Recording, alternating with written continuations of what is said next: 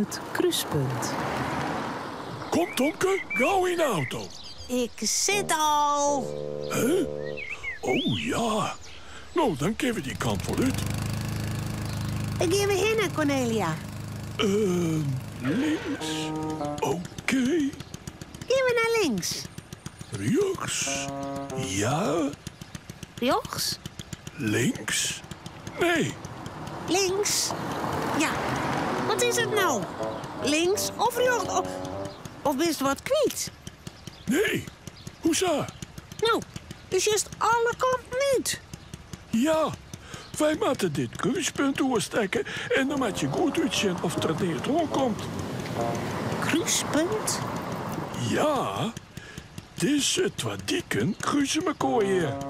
En daarom nemen ze dit een kruispunt. Oh. Hoe doe je dat dan? Nou, dan ben je eerst kort naar links gaan, dan naar rechts en dan weer naar links. En als er dan niet het aankomt, kist veilig oerstekken. Nou, er komt niet het hoorn. Dus waarom stek je dan niet oor?